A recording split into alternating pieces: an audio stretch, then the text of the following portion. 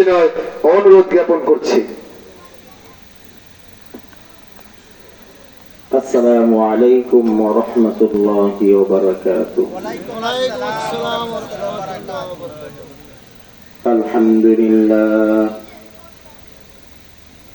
আলহামদুলিল্লাহ নাস্তাঈনুহু ওয়া নাস্তাগফিরুহু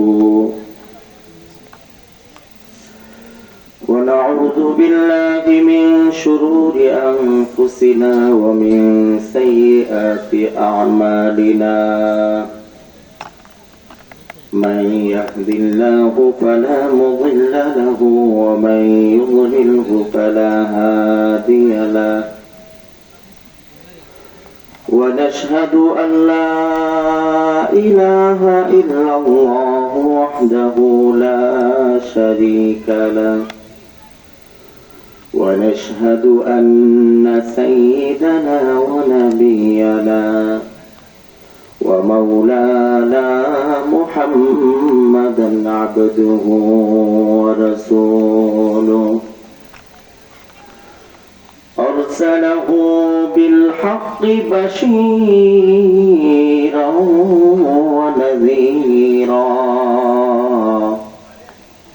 وداعيا إلى الله بإذنه وسراجا منيرا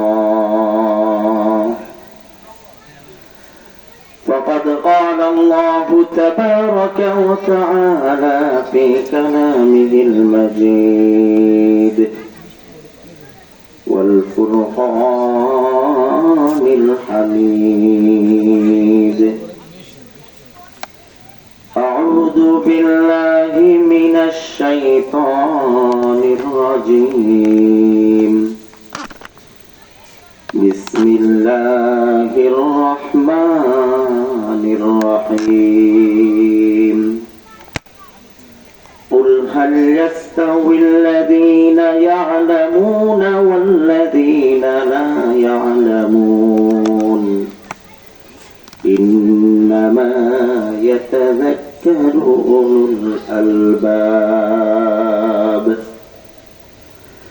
وقال رسول الله صلى الله عليه وسلم من سلك طريقة يلتمس فيه علما سهل الله له به طريقا إلى الجنة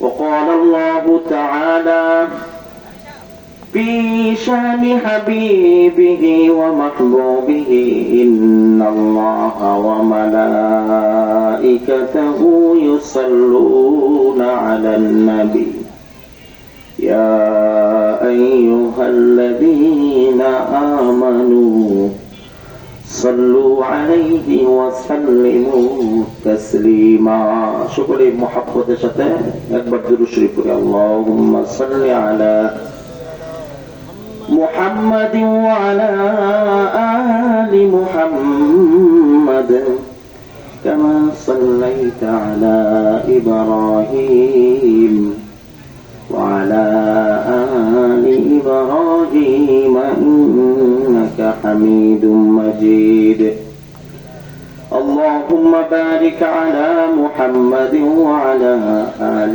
محمد كما باركت على إبراهيم وعلى آل إبراهيم إنك حميد مجيد بلغ العلا بكماله كشف الدجى بجماله حسنت جميع خصاله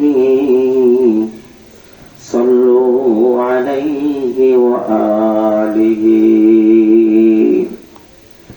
زیارت مدینہ کی دل میں تمنا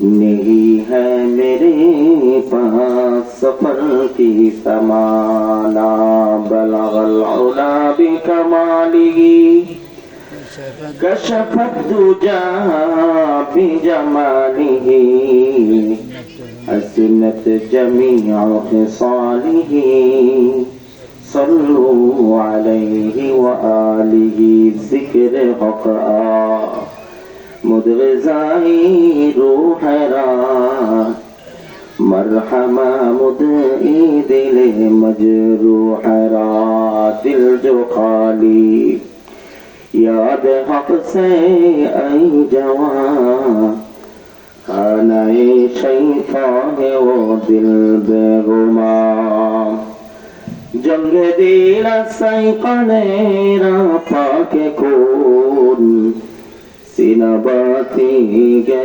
محبت جا کے کون لا الہ الا اللہ آواز دیا لا الہ الا اللہ لا الہ الا اللہ لا الہ الا اللہ لا الہ الا اللہ لا الہ الا اللہ محمد رسول اللہ سبحانك لا علم لنا إلا ما علمتنا إنك أنت العليم الحكيم الحمد لله نور مدينة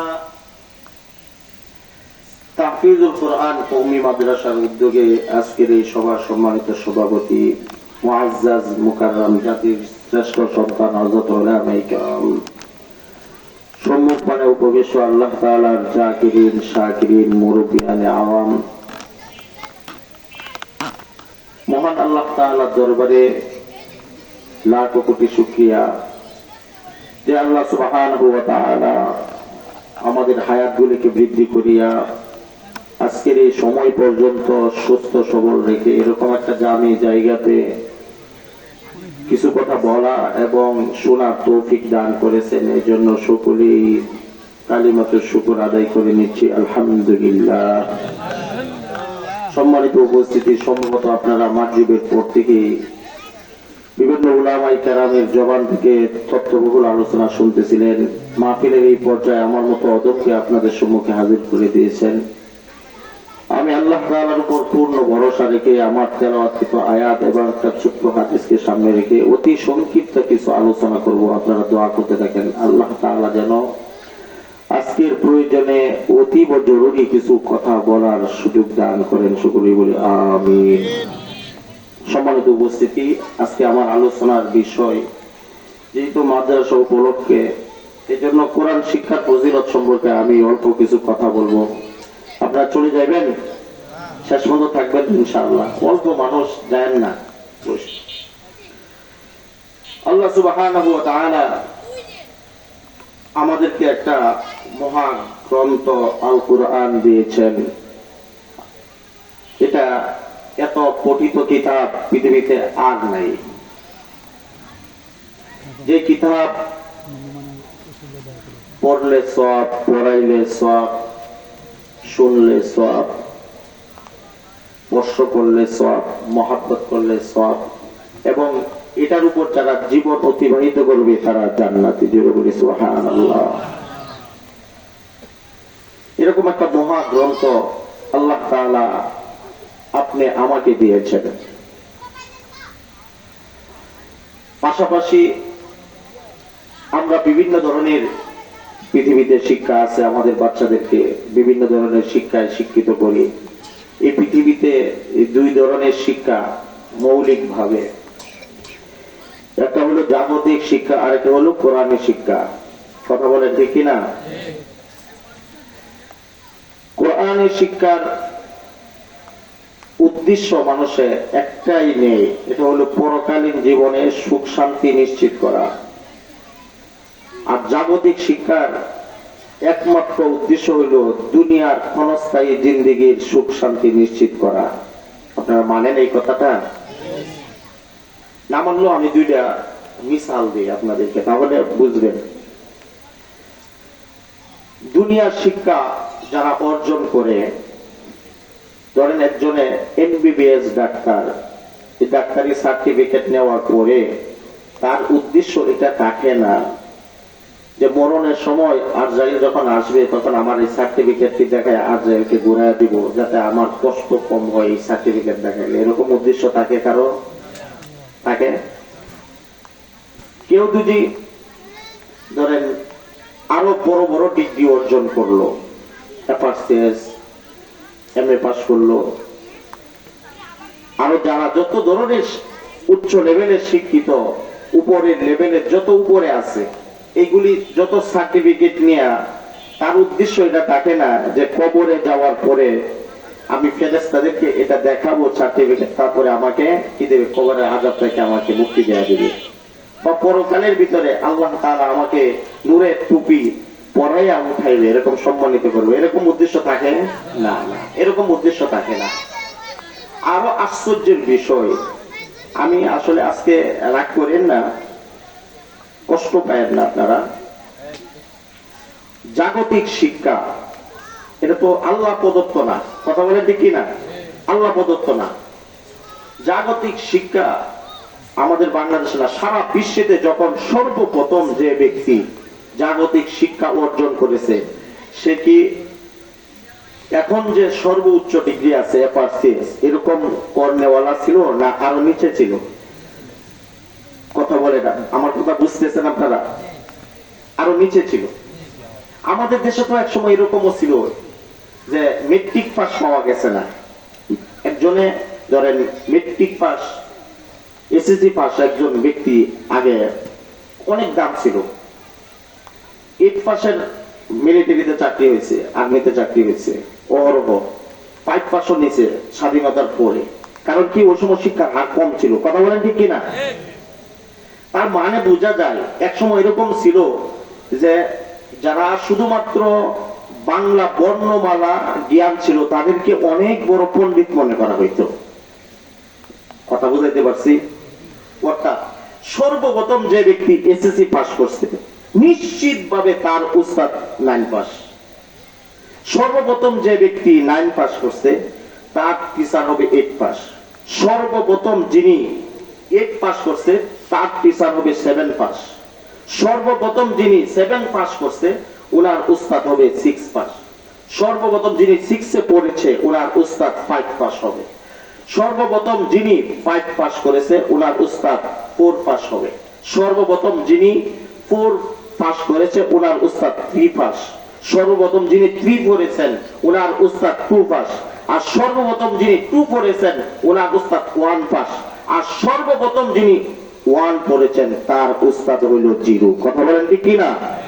পক্ষান্তরে যদি আমাকে জিজ্ঞাসা করেন, হুজুর জাগতিক শিক্ষার এত বর্ণনা দিয়েছেন, আপনি আপনার কোরআনী শিক্ষার কথা বলেন, মুসলমান ভাইয়েরা আমার, আমি আমার ছিরাকে টান করে বলতে পারবো, আমি সর্বপ্রথম যার কাছে আলিফ বা তা সা পড়েছি, বিসমিল্লাহ পড়েছি, সূরা ফাতিহা পড়েছি, আমার উস্তাদ তার উস্তাদের কাছে পড়েছেন, তার উস্তাদ তার উস্তাদের কাছে পড়েছেন, উনার উস্তাদ ওনার উস্তাদের কাছে পড়েছেন, উনি তাবে তাবেঈর কাছে পড়েছেন, তাবে তাবেঈ তাবেঈর কাছে পড়েছেন, আর তাবেঈ পড়েছেন সাহাবায়ে কেরামের কাছে, আর সাহাবায়ে কেরাম কোরআন পড়েছেন মুহাম্মাদুর রাসূলুল্লাহ সাল্লাল্লাহু আলাইহি ওয়াসাল্লামের কাছে, আর মুহাম্মদ সাল্লাল্লাহু আলাইহি ওয়াসাল্লাম কোরআন পড়েছেন জিবরাইল আলাইহি ওয়াসাল্লামের কাছে, আর জিবরাইল আলাইহিস সালাম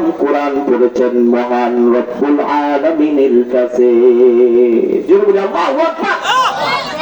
মুহাম্মদ হরগিজ না গুপ্তা, তানা গুপ্তা জিবরাইল, জিবরাইল হরগিজ না গুপ্তা, তানা গুপ্তা রব্বে জালিল।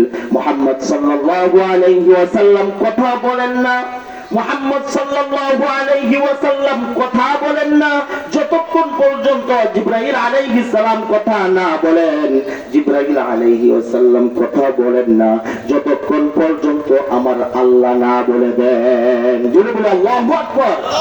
কোরআনী শিক্ষার শিপা, কোরআনের শিক্ষার এটা কত বড় উপরে আছে এটা কেউ কল্পনাই করতে পারবেন না, রবের কাছ থেকে সরাসরি আসছে, কথা বলেন ঠিক কিনা? যদি আপনি আমাকে জিজ্ঞাসা করেন যে হুজুর বুঝলাম তো কোরআন শিক্ষার কথা বললেন, এটা সরাসরি আল্লাহ প্রদত্ত কিতাব, এটা ফজিলত কি? এটা ফজিলত কি? আপনি আমার বাচ্চা যে পড়ে, এটা ফজিলত আছে না নাই? আছে ফজিলত। মনে করেন আপনার একটা সন্তানকে কেজিতে পড়াইছেন, এখন আমাদের দেশের সর্ব উৎকৃষ্ট শিক্ষা হলো কেজির লাইনে, সরকারি শিক্ষা থেকে প্রাইভেট শিক্ষাগুলি বেশি, মান মর্যাদা বেশি, কথা বলেন ঠিক কিনা? কেজিতে যদি একটা বাচ্চারে 5 বছর পড়ান, কি পরিমাণে তার যোগ্যতা হবে, কি পরিমাণে? সে কি একটা ব্যাংকের ম্যানেজমেন্ট করতে পারবে? তার মর্যাদা দিয়ে কি আপনি কোন চাকরি করাইতে পারবেন? দুনিয়ার এই শিক্ষা অর্জনের দ্বারা সে কি আপনাকে উপার্জন করে খাওয়াতে পারবে? পারবে না। আমার কথা বুঝতেছেন? বুঝতেছেন আমার কথা? আমি আসলে ছোট করার জন্য আমি পরে বলতেছি বাকি কথাগুলি। না, বলতে পারবে না, এইগুলি এখনো সে উপযুক্ত পড়ে নাই, উপযুক্ত হয় নাই। যদি উপযুক্ত হইতে হয় তাহলে আরো কিছু সময় এটাতে লাগাইতে হবে, আরো অনেক মেহনত করার পরে তার কাছ থেকে উপকার, দুনিয়ার উপকার পাওয়া যাবে দীর্ঘ সময় ব্যয় করার পরে। কথা বলেন ঠিক কিনা? পক্ষান্তরে আপনি আমার সন্তান শুধুমাত্র এখনো মাদ্রাসাতে দেন নাই, মাদ্রাসাতে নিয়ত করেছেন, বিডিং পত্র পেদে নিয়ত করেছেন মাদ্রাসায় আপনার সন্তানকে পাঠাইবেন। এই মুহূর্ত থেকেই আপনার সন্তানের মান মর্যাদা আল্লাহ রাব্বুল আলামিন বৃদ্ধি করতে থাকেন। রাসূলুল্লাহ সাল্লাল্লাহু আলাইহি ওয়াসাল্লাম বলেন, মান সালাকা তরিকান ইয়ালতামিসু ফীহি ইলমান সাহহালাল্লাহু লাহু বিহি তরিকান ইলাল জান্নাহ। রাসূল বলেন, শুধুমাত্র ঘর থেকে বের হওয়ার পরেই আল্লাহ রাব্বুল আলামিনের নবী বলেন, ওই ছাত্র জান্নাতের রাস্তাটা আল্লাহ তাআলা সহজ করে দেন। জোরে বলি আল্লাহু আকবার। শুধুমাত্র এখনো ভর্তি হয় নাই, শুধুমাত্র মাদ্রাসার জন্য বিডিং পত্র গুছাইছে, মাদ্রাসার রাস্তায় বের হইছে, আর এই মুহূর্তে নবীজি বলেন ওর জন্য জান্নাতের রাস্তা সহজ হয়ে গেছে। কথা বলেন ঠিক কিনা? শুধু এইটুকুই নয়, মুসলমান ভাইরারে আমার, কানটা সুন্দর করে খুলে শুনেন, মুসলমান ভাইরারে আমার, আল্লাহর নবীজি বলেন কোন বাচ্চা যখন মাদ্রাসাতে উপস্থিত হইল, মাদ্রাসাতে উপস্থিত হওয়ার পরে তাকে সর্বপ্রথম উস্তাদরা কি শিক্ষা দেয়? সর্বপ্রথম তাকে শিক্ষা দেয় আউযু বিল্লাহি মিনাশ শাইতানির রাজিম, বিসমিল্লাহির রহমানির রহিম। কথা বলেন ঠিক কিনা? সর্বপ্রথম যখন উস্তাদজি তাকে পড়াই বিসমিল্লাহির রহমানির রহিম, উলামায়ে কেরামের গবেষণায় পাওয়া যায় কোন ব্যক্তি ওই সন্তানের যখন বাবা দুজি কোনো কারণে মারা যায় থাকে, মা অথবা বাবা যদি কবরের ভিতরে থাকে, উলামায়ে কেরাম বলেন ওই মা বাবা বিসমিল্লাহ পড়ার দ্বারা যদি কোনো আযাবের ফেরেশতার হাতে গ্রেফতার হয়ে থাকে, বিসমিল্লাহ পড়ার দ্বারা তারা কবরের আযাব মাফ হয়ে যায়, শুধুমাত্র বিসমিল্লাহ পড়ার দ্বারা। মুসলমান ভাইয়েরা আমার, বিসমিল্লাহ কি? বিসমিল্লাহ শব্দের অর্থ কি? আল্লাহ তাআলা তখন বলেন ওই ছোট্ট বান্দা যখন পড়ে বিসমিল্লাহির রহমানির রহিম, আল্লাহ তাআলা ডাক দেয়া বলে আমার এই ছোট্ট বান্দাটা কি পড়েছে? বিসমিল্লাহির রহমানির রহিম। আমার ছোট্ট বান্দাটা বলেছে আমি করুণাময়, আমি অতি দয়ালু। কথা বলেন ঠিক কিনা? তখন ওই ছোট্ট বাচ্চারা যখন পড়ে বিসমিল্লাহির রহমানির রহিম, আল্লাহ তাআলা ডাক দিয়া বলে ও ফেরেশতারা তাড়াতাড়ি যাও, তাড়াতাড়ি যাও, আমার এই ছোট্ট বাচ্চারা পড়েছে আমি অতি দয়ালু, অতি মেহেরবান, আমি করুণাময়, আমি দয়ালু, অতি দয়ালু হয়ে তার বাবার কবরের ভিতরে কেমনে আযাব দেই, যাও যাই এই মুহূর্তে যাও, তার পিতামাতার কবরের আযাব মাফ করে দিয়ে জান্নাতের ফয়সালা করে দাও। চলে বলি সুবহানাল্লাহ। শুধুমাত্র বিসমিল্লাহ পড়ার দ্বারা জান্নাতের অধিবাসী হয়ে যায়। কথা বলেন, কথা বলেন, পড়াবেন তো আপনাদের বাচ্চাদেরকে? শুধু এইটুকুই নয়, আরো অনেক ফজিলত আছে। মুসলমান ভাইরা আমার, এই ছোট্ট বাচ্চাটা যখন কোরআনে কারীমের হরফগুলি পড়ে, কি হরফ? আলিফ বা তা সা পড়ে, তখন কি মর্যাদা হয়? রাসূলুল্লাহ সাল্লাল্লাহু আলাইহি ওয়াসাল্লাম বলেন, মান ক্বারা হারফান মিন কিতাবিল্লাহি ফালাহু হাসানাতু ওয়াল হাসানাতু বিআশরি আমসালিহা। রাসূল সাল্লাল্লাহু আলাইহি ওয়াসাল্লাম বলেন, শুধু বাচ্চারা যখন হরফ পড়তে থাকে, প্রত্যেকটা হরফের বিনিময়ে তাকে 10টি করে নেকি লেখা দেওয়া হয়। মুসলমান ভাইরা আমার, বাচ্চাটা তো ছোট মাসুম বাচ্চা, তার তো এখনো আমল নামা খোলা হয় নাই, তার আমল নামা তো বন্ধ, কারণ আমল নামা তো বালেক হওয়ার আগে আমল নামা লেখা হয় নাই। এই ছোট বাচ্চারা আমল নামা যেহেতু খোলা হয় নাই, এই ছোট বাচ্চা যত ধরনের তেলাওয়াত করবে, সবের কাজ করবে, নামাজ পড়বে, রুকু করবে, সাজদা করবে, এই সমস্ত আমলগুলি তার পিতা মাতার আমল নামার ভিতরে অংশগ্রহণ করে দেওয়া হয়। এই জন্য ছোট বাচ্চারা পড়বে তো আপনার আমল নামার ভিতরে সব ঢুকতে থাকবে অটোমেটিক ভাবে। কারণ কি, কোরআনের আয়াত পড়লেই, কোরআনের হরফগুলি পড়লেই কি হয়, প্রত্যেকটা হরফে সব লেখা হয়। কথা বলেন ঠিক কিনা?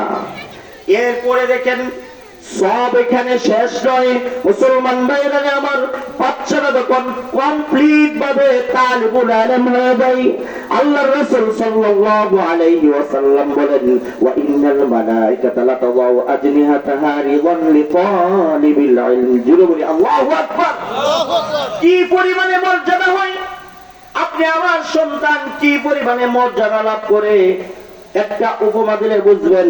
আমাদের এই দেশের বিরুদ্ধে যদি আমেরিকার প্রেসিডেন্ট আসে, বারাক ওবামা আসে বা মিস্টার ট্রাম্প আসে, যদি আমাদের এই দেশের ভিতরে তাকে কি দেওয়া হবে? লাল গালিচার সম্বর্ধনা দেওয়া হবে। আমাদের এই দেশের প্রেসিডেন্ট তাকে লাল গালিচার সম্বর্ধনা দেবে। কথা বলেন ঠিক কিনা? এটাই তো স্বাভাবিক। অন্য দেশের কোন প্রেসিডেন্ট আসলে এই দেশে তাকে লাল গালিচার সম্বর্ধনা দেওয়া হয়। কারণ কি, তার মান মর্যাদা বৃদ্ধি করার জন্য। মুসলমান ভাইরা আমার, একজন তালিবুল ইলম যদি কমপ্লিট তালিবুল ইলম হওয়ার পরে আল্লাহর রাসূল সাল্লাল্লাহু আলাইহি ওয়াসাল্লাম বলেন, ওই ছাত্ররা তালিবুল ইলম যখন রাস্তা দিয়ে হেঁটে যায়, নূরের তৈরি ফেরেশতারা তাদের পর বিছাইয়া দেয়। নরমাল কোন না। আমেরিকার প্রেসিডেন্টকে সম্বর্ধনা দেওয়া হয় শুধুমাত্র অল্প জায়গার ভিতরে, অল্প জায়গার ভিতরে তাকে সম্বর্ধনা দেওয়া হয়। আপনি আমার সন্তানকে সম্বর্ধনা দেওয়া হয়, আল্লাহর তৈরি নূরের তৈরি ফেরেশতারা সম্বর্ধনা দেয় অল্প রাস্তার ভিতরে না, সমস্ত রাস্তার ভিতরে সম্বর্ধনা দেওয়া হয়। জোরে বলি আল্লাহু আকবার। সন্তানদেরকে কোরআনের শিক্ষায় শিক্ষিত করবেন তো ইনশাআল্লাহ? তাহলে আপনার সন্তানকে ফেরেশতারা কি দিবে? সম্বর্ধনা দিবে। ফেরেশতারা সম্বর্ধনা দিবে, লাল গালিচার সম্বর্ধনা না, ফেরেশতারা নূরের তৈরি ফেরেশতারা তাদের পাকগুলি, তাদের পরগুলি বিছায়া দিবে। মর্যাদা নিতে চান নাকি? চাইলে কোরআনের শিক্ষায় আপনার সন্তানকে শিক্ষিত করেন, তাহলেই আপনার সন্তানকে ফেরেশতারা সম্বর্ধনা দিবে ইনশাআল্লাহ। রাজি আছি তো ইনশাআল্লাহ? শুধু এইটুকুই নয়, সন্তানটা যখন কমপ্লিট তেলাওয়াত করতে পেরে যায়, সুন্দর সুন্দর বাচ্চারা তেলাওয়াত করে, কোরআনে কারিমের তেলাওয়াত শুনলে মনটা জুড়ায়া যায়, কলিজা শীতল হয়ে যায়। কথা বলেন ঠিক কিনা?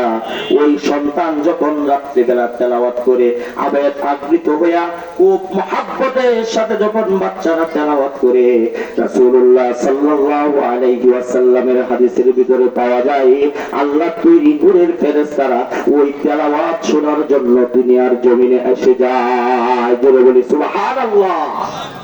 নূরের তৈরি ফেরেশতারা আপনি আমার সন্তানের তেলাওয়াত শোনার জন্য উপস্থিত হয়ে যায় দুনিয়ার জমিনের ভিতরে। ও মুসলমান ভাইরা আমার, কেন ফেরেশতারা জিবরাইল আলাইহিস সালাম ছাড়া অন্য কোন ফেরেশতা কোরআন তেলাওয়াত করতে জানে না, কিন্তু কোরআনের বিশাল আশিক হইল ফেরেশতারা। আর যে জায়গার ভিতরে কোরআনে কারিমের তেলাওয়াত হয়, ওই জায়গার ভিতরে ওই সমস্ত আশিক ফেরেশতারা কোরআন তেলাওয়াত শুনতে থাকে। শুধু এইটুকুই নয়, কোরআনে কারিমের তেলাওয়াতের ভিতরে যখন বাচ্চারা টান মারে জুড়ে, আবেগ নিয়ে টান মারে। হাদিসের ভিতরে পাওয়া যায় ওই সমস্ত ফেরেশতারা নিজেদেরকে কন্ট্রোল করতে পারে না, তারা ওই সময় ওই বাচ্চার ঠোঁটের ভিতরে চুম্বন করতে থাকে। জোরে বলি আল্লাহু আকবার। চান নাকি যে আপনি আমার সন্তান ফেরেশতারা ঠোঁটের ভিতরে চুম্বন করতে চান? চাইলে কোরআনে কারিমে তেলাওয়াত শিখান তাদেরকে, কোরআনে কারিম তাদেরকে পড়ান, তাহলে ফেরেশতারা আপনার সন্তানকে চুম্বন করবে, নূরের তৈরি ফেরেশতারা চুম্বন করবে। যদি চান তাহলে আপনারা সন্তানদেরকে কোরআন পড়ান, বেশি বেশি করে কোরআন পড়ান, পারবেন তো ইনশাআল্লাহ। অনেক ফজিলত, মাত্র শুরু করলাম। রাসূলুল্লাহ সাল্লাল্লাহু আলাইহি ওয়াসাল্লাম বলেন, শুধু এইটুকুই নয়, আরো অনেক মর্যাদা। কি মর্যাদা? আপনার সন্তান যখন কমপ্লিট কোরআনে কারিমের তেলাওয়াত করা জেনে গেছে, কমপ্লিট হাফেজ হয়ে গেছে, তখন তার মর্যাদা কি পরিমাণে বৃদ্ধি হয়। তার মর্যাদা এই পরিমাণে বৃদ্ধি হয়, একটা সন্তান যখন কোরআনের হাফেজ হইল, এরপরে আলেম হইল, তার সে ওই কোরআনের হুকুম অনুযায়ী জীবন গঠন করলো। তার জীবন গঠন করার পর রাসূলুল্লাহ সাল্লাল্লাহু আলাইহি ওয়াসাল্লাম বলেন, ওই সন্তানরা যখন কাল কিয়ামতের ময়দানে উঠবে, আল্লাহর রাসূল সাল্লাল্লাহু আলাইহি ওয়াসাল্লাম বলেন, আল্লাহ তাআলা ডাক দিয়া বলবেন, ও বান্দা, তুমি তোমার কওম থেকে 10 জন এমন ব্যক্তির সুপারিশ করতে পারবা যাদের জাহান্নাম ওয়াজিব হয়ে গেছে, তাদেরকে সুপারিশ করে তুমি জান্নাতে নিয়ে যাইতে পারবা। من قرأ القرآن فاستظهره فأحل حلاله وحرم حرامه أدخله الله الجنة وشفعه في 10 من أهل بيته كلهم قد وجبت له النار। রাসূল সাল্লাল্লাহু আলাইহি ওয়াসাল্লাম বলেন, হাফেজ কোরআন যখন পরিপূর্ণ আমলদার হয়, তার জীবন কোরআন অনুযায়ী গঠন করে, রাসূল বলেন তার জন্য ওই কিয়ামতের ময়দানে 10 জন ব্যক্তি সম্পর্কে সুপারিশ করতে পারবে যাদের জাহান্নাম ওয়াজিব হয়ে গেছে। মুসলমান ভাইরা আমার, ওই দিন কোরআনের হাফেজদেরকে যখন বলা হবে, যাও যাও তুমি জান্নাতে চলে যাও, জান্নাতে চলে যাও, কোরআনের হাফেজরা কিন্তু ওই দিন যাবে না। কারণ কি? ওই দিন হাফেজ কোরআন দাঁড়ায়া যাবে, যখন বলবে জান্নাতে চলে যাও, তারা বলবে আমরা যাব না। কারণ কি? কোরআনের হাফেজ হইতে যাইয়া আমরা কত লোকের সাথে সম্পর্ক করেছিলাম, কত লোককে ভালোবেসেছিলাম, কত লোক আমাদেরকে ভালোবেসেছিল, কত লোকের সাথে সম্পর্ক হয়েছে, যতক্ষণ পর্যন্ত ওই সমস্ত ব্যক্তিদেরকে জান্নাতের ফয়সালা না করবা, ততক্ষণ পর্যন্ত আমরা জান্নাতে যাব না। জোরে বলি সুবহানাল্লাহ, জোরে বলি আল্লাহু আকবার। আমি ছেড়ে দিব। এরপরে কোরআনের হাফেজ যখন আল্লাহ রাব্বুল আলামিনের ওই কাল কিয়ামতের ময়দানে আল্লাহ রাব্বুল আলামিনের সামনে থাকবে, কোরআনের ফেরেশতা ওই সমস্ত লোকদেরকে ওই সময় আল্লাহ রাব্বুল আলামিন বলবেন, যাও ওই কোরআনের হাফেজরা তোমরা তেলাওয়াত করতে থাকো। নবীজি সাল্লাল্লাহু আলাইহি ওয়াসাল্লাম বলেন, ইকালু লিসাহিবিল কুরআন ইকরা ওয়ারতাকি ওয়ারাতিল কামা কুনতা তুরাতিলু ফিদ দুনিয়া ফা ইন্না মানজিলাকা ইনদা আখিরি আয়াতিন তাকরাউহা। জোরে বলে আল্লাহু আকবার। কোরআনের হাফেজদেরকে বলা হবে, তোমরা তেলাওয়াত করতে থাকো। মুসলমান ভাইরা আমার, দুনিয়ার জমিনের ভিতরে অট্টালিকা পাওয়া যায় কত তালা পর্যন্ত, বিস্তারিত বলার সময় নাই। সামান্য পরিমাণ 100 তালা 200 তালা এরকম পরিমাণ পাওয়া যায়। আর কোরআনের হাফেজদেরকে ওই সময় দেওয়া হবে কোরআনের যতগুলি আয়াত আছে ওই পরিমাণের তালার অট্টালিকা দেওয়া হবে। আপনি আমার সন্তানকে কোরআনের হাফেজ বানাইছেন, লোকসান নাই, লাভের লাভ। কি পরিমাণ লাভ, এটা বর্ণনা করে শেষ করার মতো না, এই পরিমাণ লাভ। আপনি আমার কপাল ভালো যে কোরআনের হাফেজ আপনি আমার সন্তান হয়েছে। আজকে যারা পাগড়ি নেবে তাদের মা বাবা ভাগ্যবান, তাদের মা বাবা অনেক দামি। আর কাল কিয়ামতের ময়দানে তাদেরকে এত পরিমাণে সম্মান দেওয়া হবে, তাদেরকে নূরের টুপি পরায়া উঠানো হবে। হ্যাঁ, এই সম্মান কোরআনের হাফেজদেরকে তাদের বাবা মাকে দেওয়া হবে, কোরআনের হাফেজদেরকে মর্যাদা দেওয়া হবে। আল্লাহ সুবহানাহু ওয়া তাআলা যেগুলি কথা বললাম, এগুলি কথার উপর আমল করার তৌফিক দান করুন। ওয়া আখিরু দাওয়ানা আলহামদুলিল্লাহি রাব্বিল আলামিন। আলহামদুলিল্লাহ। সম্মানিত মেহমানকে অসংখ্য ধন্যবাদ সুন্দর আলোচনা করার জন্য। সম্মানিত উপস্থিত